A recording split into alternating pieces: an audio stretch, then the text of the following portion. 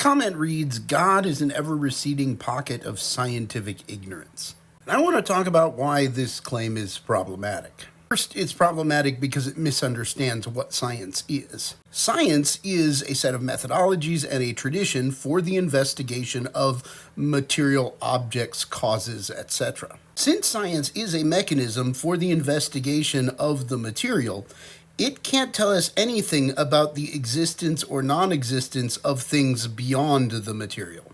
This is why science not only does not, but cannot tell us about the truth or falsity of broader metaphysical worldviews.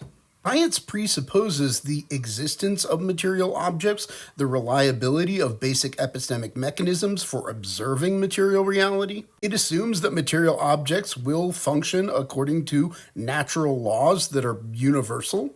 And it brackets the possibility of the invocation of non-material causation as explanatory mechanisms. But those are all methodological presuppositions of science. They are not things proved by or correlated with claims that are proved by science. In short, one can certainly be the kind of materialist who believes that the things that science investigates are the only things that exist, but you can only be a materialist on the grounds of something beyond science, because materialism is a metaphysical proposal, not a scientific one.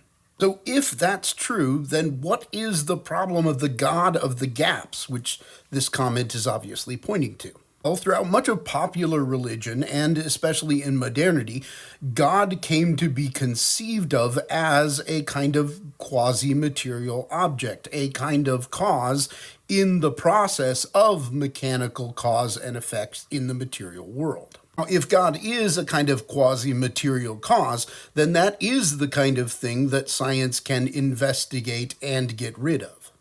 So if we posit that God is one domino in a long chain of dominoes, then yeah, we can find out whether that domino exists or not. And as we find more and more non-God dominoes, then the place for the God domino will slowly disappear. But that is not how a lot of classical thinkers about God have thought about God.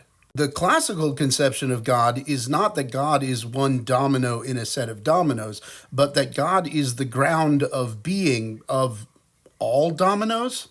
That is to say, God is the reason for the existence of any of the dominoes to start out with.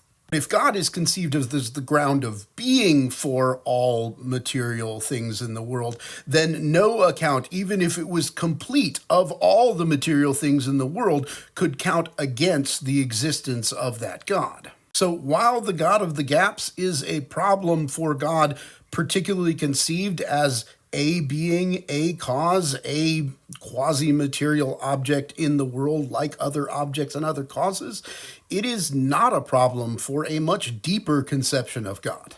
So yeah, from my perspective, the problem with the argument of the God of the gaps who is eroded by science is that it misunderstands both God and science.